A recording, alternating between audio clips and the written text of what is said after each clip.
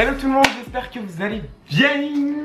On se retrouve aujourd'hui pour... Oula, j'ai arrêté de soulever les bras comme ça, c'est encore gênant. On se retrouve aujourd'hui pour une toute nouvelle vidéo sur les ados et les parents. Alors les ados, donc c'est nous, parce que je suis encore un adolescent, oui, j'ai 16 ans, donc ça se voit pas, hein, je sais. Et les parents, donc voilà, vous savez tous pour la plupart que lorsque nous sommes adolescents, adolescentes, ce n'est pas forcément simple de vivre avec ses parents. On a beaucoup de désaccords, de compromis, parfois ça va loin. Il peut y avoir des violences aussi, et ça je vais pas parler de ça dans cette vidéo parce que je ne suis pas spécialiste de ça.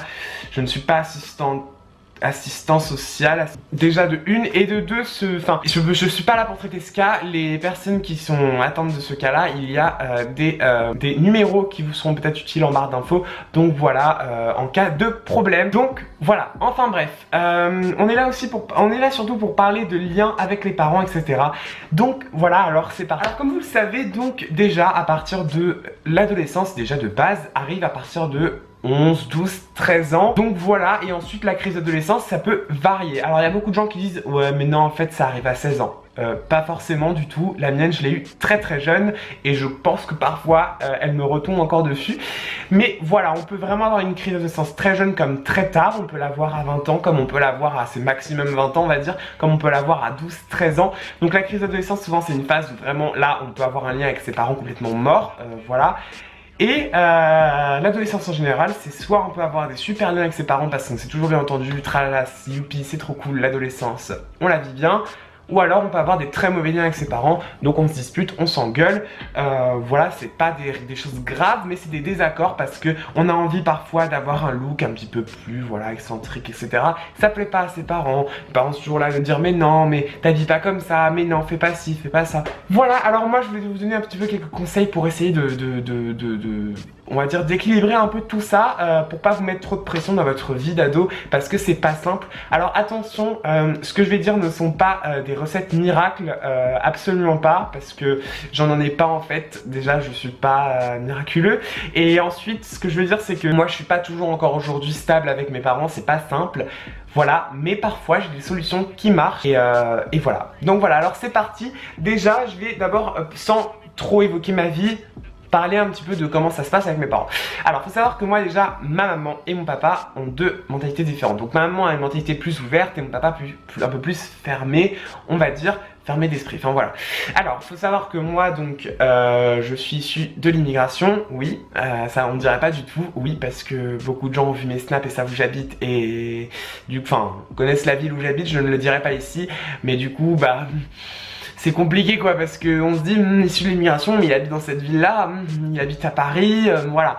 Alors seulement moi je suis issu de l'immigration, mais j'ai eu beaucoup de chance, voilà, je n'ai pas vécu dans une banlieue ou quoi, comme certains ont pu le vivre, même si absolument je n'ai rien contre cette vie là. D'ailleurs moi ça m'aurait pas dérangé, je m'en fous, moi j'aurais été très bien comme je serais, on est tous très bien comme on est, enfin voilà, je suis pas en train de dire ah, la banlieue c'est mal, machin, pas du tout. Donc voilà, donc je suis donc pas d'origine, je suis de nationalité portugaise puisque mes deux parents sont nés au Portugal et sont venus vivre en France par le biais en fait de leurs parents, donc de mes grands-parents qui sont venus vivre en France par leur biais de leurs parents, eux, donc de mes arrière-grands-parents. Donc en fait depuis mes arrière-grands-parents, ma famille quasiment a fait beaucoup d'allers-retours en France, et mes parents sont venus vivre en France quasiment définitivement, on va dire entre guillemets. Je pense pas qu'ils comptent retourner au Portugal, mais après on y retourne chaque été en vacances, donc sauf cette année on n'a pas trop pu, mais moi j'ai pu y aller en avril, etc. Enfin on y va toujours une fois par an. Donc voilà comment ça se passe pour notre vie. Enfin je veux pas après préciser, mais voilà. Alors pourquoi immigration déjà? C'est un peu intéressant, c'est une petite parenthèse et c'est un peu intéressant, même si ça n'a rien à voir avec le sujet. Immigration parce que le Portugal, comme peu de gens le savent, hein, parce qu'il n'y a pas beaucoup de gens qui le savent, a été un pays pauvre avec beaucoup de chômage, comme l'Espagne aussi, l'Italie, les pays de l'Europe de l'Est, la Grèce, etc. Les pays de la Méditerranée, souvent, sauf la France, sont des pays qui ont eu beaucoup de soucis financièrement, beaucoup de chômage, etc. Et on a vécu également une dictature qui s'appelle la dictature du président Salazar, c'est ça, voilà, qui fait que du coup bah on a dû, et certains Portugais ont dû quitter le pays, parfois illégalement, mais voilà, d'autres sont allés aux États-Unis, ont réussi à aller aux États-Unis en bateau, voilà, dans les années 30, 40, 50, après les guerres, etc. Ou carrément au Mozambique ou en Angola, dans des pays donc aussi où on parle portugais, c'est beaucoup plus simple. Donc voilà pour ce qui est de ce petit moment d'intello, voilà. Donc moi j'ai jamais eu un lien facile avec mes parents à partir de 12 ans. Faut savoir que quand j'étais petit, c'était avec mon papa, c'était compliqué, mais avec ma maman c'était l'amour de ma vie entre guillemets. Ma maman c'était voilà, ma chérie d'amour version maman, hein, attention, on n'allait pas trop loin. À 12 ans ça a été toute une autre histoire. Dès que j'ai voulu commencer à... J'ai été un peu influencé par la popularité, etc. La popularité, vous savez, du collège, etc. Quand on vous dit... Quand il faut s'habiller comme ça pour être accepté par les autres. Et j'ai dit à ma mère, maman, je veux m'habiller comme ça, maman, je veux faire ci, je veux faire ça. Et ma mère, ça lui a pas plu que je grandisse trop vite. Et oui. Et là, on a quasiment cassé les liens. Donc, pas casser les liens, mais ce que je veux dire, c'est que on a eu des liens très compliqués parce que moi, je me laisse, enfin, comment dire, je suis assez têtu, très têtu, j'ai un fort caractère et je m'énervais très vite. Je suis très impulsif, il faut savoir, hein, ça se voit pas du tout, mais je peux être très impulsif et je m'énerve très vite et du coup, bah, je m'énervais un peu vite avec ma maman, mais c'était rien de gravissime ou quoi. Donc voilà, c'était juste, je m'enferme dans ma chambre, moi j'en ai marre de tout. Voilà, ça arrive à 90% des adolescents. Hein. Donc voilà pour les liens un petit peu que j'ai eu au collège. Ensuite j'ai eu ma période difficile en troisième, je vais pas la réévoquer ici. Là les liens sont un peu rétablis avec ma maman aujourd'hui. Donc voilà, aujourd'hui on va très bien, on fait des choses ensemble plus ou moins. Bon, là je suis dans une période un peu compliquée où on est en plein changement, déménagement, donc c'est très compliqué pour faire des trucs avec ma maman. Il y a l'année dernière on a très bien profité, enfin on est parti en vacances en famille, voilà, parfois on part en vacances je pars que en vacances avec ma maman, voilà, j'adore ça. Et voilà pour ce qui est des liens avec ma maman.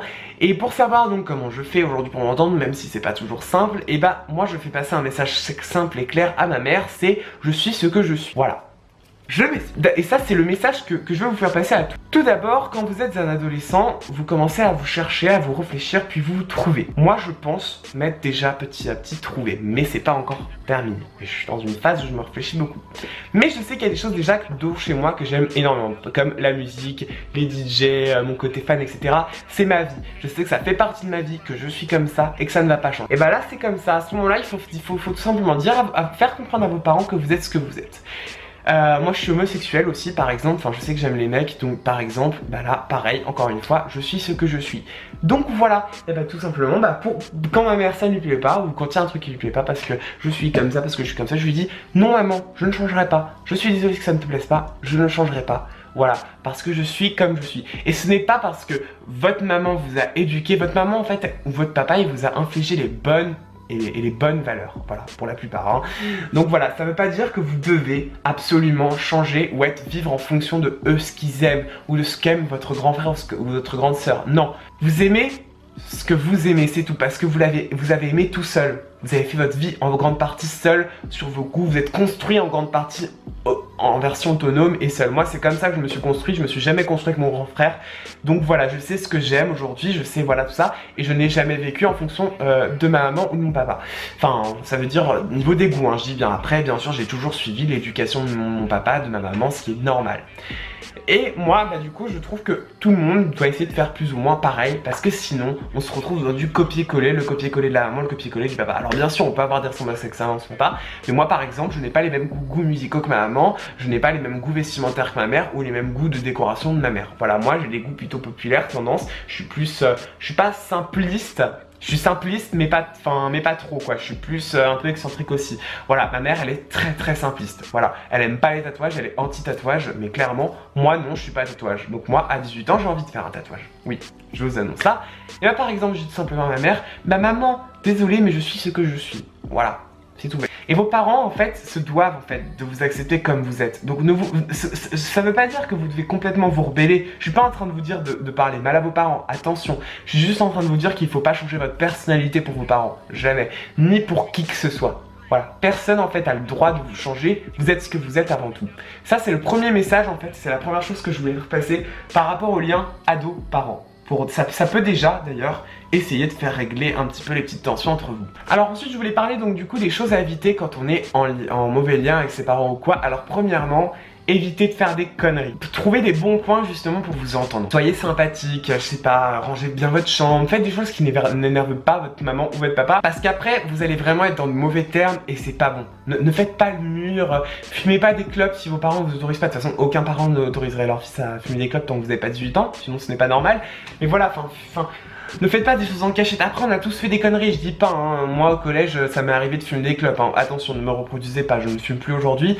Mais voilà, enfin et ça plaisait pas à ma mère évidemment parce qu'elle l'a su, voilà.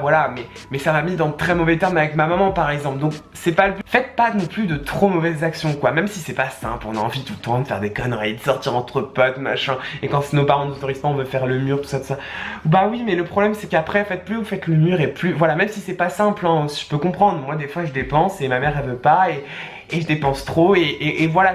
Encore une fois voilà, faites vraiment, essayez au moins de faire vraiment le maximum de bonnes actions parce que vraiment ça peut donner comment dire, une note positive à vos parents et vos parents vont plus vous aimer, ils vous aimeront toujours, vous êtes leur fils, c'est évident, leur fille, mais ça donnera, si vous voyez ce que je veux dire, j'espère que je me fais comprendre, ça donnera un point plus positif dans les liens et ça va pas enflammer en fait les liens et les rendre complètement, on va dire, insolites quoi, bref, vous m'avez compris.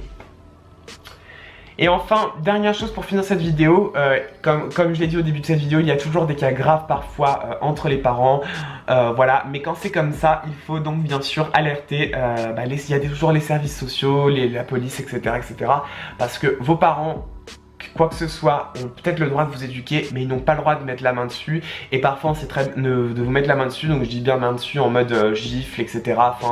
Vous m'avez compris. Donc voilà, si ça arrive, évidemment, vous savez quoi faire. Mais il faut quand même le rappeler parce qu'il y en a qui perdent totalement confiance en eux quand ça arrive et qui croient que c'est normal, etc. Non, ce n'est pas une forme d'éducation de frapper ses enfants. Voilà, même quand on est ado. Bref, c'est la fin de cette vidéo. J'espère qu'elle vous a apporté conseil, qu'elle vous a plu. N'hésite pas à la partager, à la liker, à la commenter. Et je te dis à plus pour une prochaine vidéo. Bye bye.